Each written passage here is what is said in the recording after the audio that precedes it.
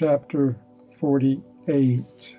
Moses returns from Midian to Egypt. Mastema seeks to slay him on the way. 1-3. The 10 plagues 4-11. Israel goes forth out of Egypt. The destruction of the Egyptians on the Red Sea. 12-19. Compare Exodus 2:15, 4:19, 24, 7. Subsequent. And in the 6th year of the 3rd week of the 49th Jubilee, thou didst depart and dwell in the land of Midian 5 weeks and 1 year. And thou didst return into Egypt in the 2nd week, in the 2nd year, in the 50th Jubilee. 2. And thou thyself knowest what he spake unto thee on Mount Sinai, and what Prince Mastema desired to do with thee when thou wast returning into Egypt, on the way when thou didst meet him at the lodging place.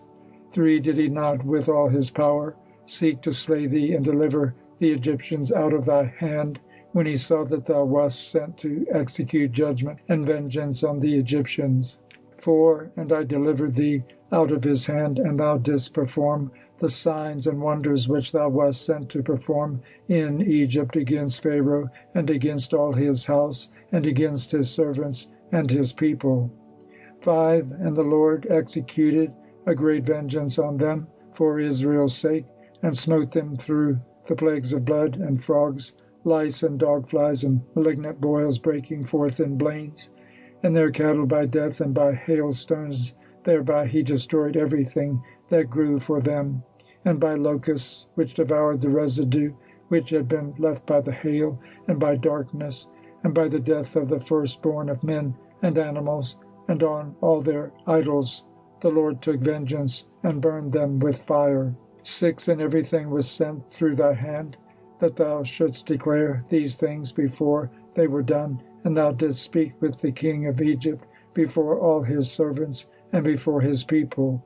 7. And everything took place according to thy words. 10 great and terrible judgments came on the land of Egypt, that thou mightest execute vengeance on it for Israel. 8. And the Lord did everything for Israel's sake, and according to his covenant which he had ordained with Abraham, that he would take vengeance on them, as they had brought them by force into bondage. 9. And the prince of the Mastema stood up against thee, and sought to cast thee into the hands of Pharaoh, and he helped the Egyptian sorcerers, and they stood up and wrought before thee. 10. The evils indeed we permitted them to work, but the remedies we did not allow to be wrought by their hands. 11. And the Lord smote them with malignant ulcers, and they were not able to stand, for we destroyed them so that they could not perform a single sign. 12. And notwithstanding all these signs and wonders, the prince of the Mastema was not put to shame, because he took courage and cried to the Egyptians to pursue after thee with all the powers of the Egyptians, with their chariots and with their horses, and with all the hosts of the peoples of Egypt. 13. And I stood between the Egyptians and Israel, and we delivered Israel out of his hand and out of the hand of his people, and the Lord brought them through the midst of the sea as if it were dry land. 14. And all the peoples whom he brought to pursue after Israel, the Lord our God cast them into the midst of the sea, into the depths of the abyss beneath the children of Israel, even as the people of Egypt had cast their children into the river.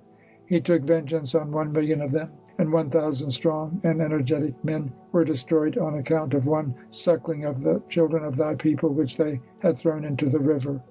15. And on the 14th day, and on the 15th, and on the 16th, and on the 17th, and on the 18th, the prince of the Mastema was bound and imprisoned behind the children of Israel, that he might not accuse them. 16. And on the 19th we let them loose, that they might help the Egyptians and pursue the children of Israel. 17. And he hardened their hearts, and made them stubborn, and the device which was devised by the Lord our God, that he might smite the Egyptians and cast them into the sea. 18. And on the 14th we bound him, that he might not accuse the children of Israel on the day when they asked the Egyptians for vessels and garments, vessels of silver, and vessels of gold, and vessels of bronze, in order to despoil the Egyptians in return for the bondage in which they had forced them to serve. 19. And we did not lead forth the children of Israel from Egypt empty-handed.